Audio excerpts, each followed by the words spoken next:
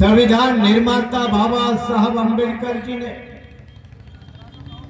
जब आजादी मिली और संविधान बन रहा था तो हमें वोट का अधिकार भी देने के लिए संविधान के संसद में कोई तैयार नहीं था।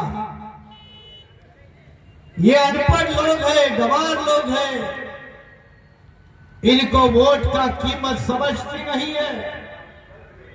अछूतों को वोट का अधिकार नहीं होना चाहिए, महिलाओं को वोट का अधिकार नहीं होना चाहिए, जंगल में रहने वाले आदिवासी को वोट का अधिकार नहीं होना चाहिए।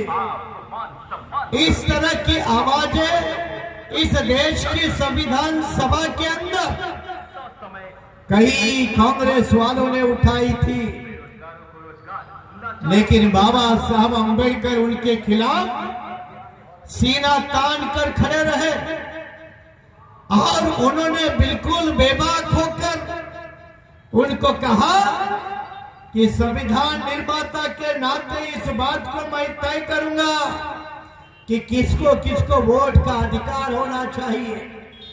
और उन्होंने अपने फैसले में कहा जो भी इस देश का नागरिक है वो किसी भी जाति धर्म समुदाय का हो, कोई भी मेल फीमेल हो, उन सभी को एक वोट का अधिकार होगा और उसकी कीमत भी एक होगी। ये समानता पैदा करने वाले और कोई नहीं थे, डॉक्टर बाबा साहब अम्बेडकर वो संविधान सभा में थे। इसलिए हमें वोट का अधिकार तो मिला,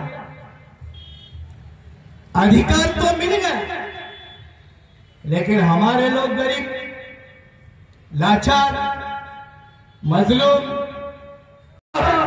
बहुजन रिपब्लिकन सोशलिस्ट पार्टी पूरे महाराष्ट्र में 85 कैंडिडेट अपने बलबूते पर आदर्श आरक्षणवादी आघाड़ी बनाकर, कोई आदिवासी है, कोई मुस्लिम है, कोई ओबीसी है, ऐसी एक आघाड़ी बनाकर हम पूरे महाराष्ट्र में इतने कैंडिडेट हैं।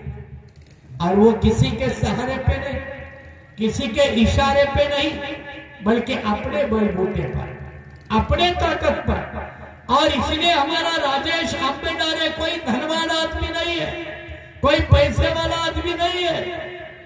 गोंदिया में पैसे वालों का बहुत बड़ा नाम होता है, गोंदिया में राजनीति पैसों वाले की होती है, गरीबों के वोट और अमीरों के नोट, गरीबों के वोट, अमीरों के नोट, अमीरों के नोटों से गरीबों के वोटों को खरीदना, ये प्रजातंत्र का मजाक है, ये लोकतंत्र की हत्या है। और ये हत्या गोंदिया में बहुत बार होती है। जेडपी में कौन किसके साथ बैठता है, जेडपी में कौन किसके साथ बैठता है, गोंदिया वालों को पता है।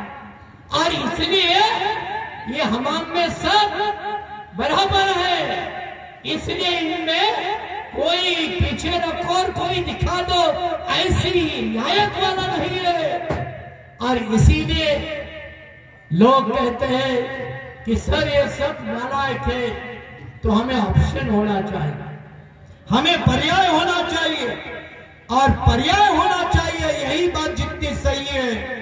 इस बात को समझकर बहुजन रिपब्लिकन सोशलिस्ट पार्टी और आरक्षणवादी आघाड़ी के और हमारे आदिवासी गोवारी युवा शक्ति संघ महाराष्ट्र के हमारे उम्मीदवार, अकेले हमारे साथी हमारे राजेश आंबेडकर इस चुनाव में, इस तिरोडा चुनाव क्षेत्र से चुनाव लड़ रहे हैं। इनकी चुनावी शैली आप जानते, सिटी है, इनकी सिटी के सामने बटन दबाओ और बाकी लोगों की सिटी बजाओ। ये काम 20 तारीख को करो भाई। मैं ये नहीं कहूंगा कि दूसरे बटन को हाथ दब लगाओगे और बिजली का करंट मारेगा।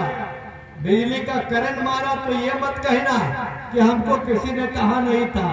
इसलिए मैं पहले से कह रहा हूं कि सीटी छोड़कर किसी बटन को हाथ नहीं लगाने का, और इसी के ऊपर ही आपका बटन दबना चाहिए।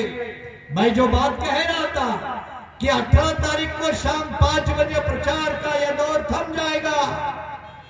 बड़े बड़े न्यूज़पेपर, अखबार, टेलीविजन में बड़े बड़े दलों का प्रचार शुरू रहेगा।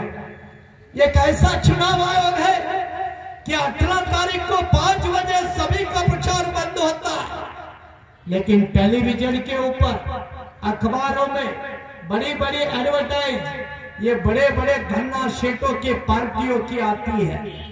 उनके लिए कोई कोड ऑफ कंडक्ट नहीं होता और यही उसका वो फायदा उठाकर छोटे छोटे पार्टियां और छोटे छोटे उम्मीदवारों के बारे में गलत अफवाह फैलाएंगे, गलत प्रचार करेंगे कि फलाना बैठ गया, फलाना सो गया। इससे सावधान रहना। हमारा उम्मीदवार न बैठने वाला है न सोने वाला है। ये चुनाव तो छोड़ो, लेकिन अगले चुनाव की भी तैयारी करके रहेगा। इसी भरोसे के साथ आपको 20 तारीख को उनको वोट देने के लिए जाना है। चुनाव के दिन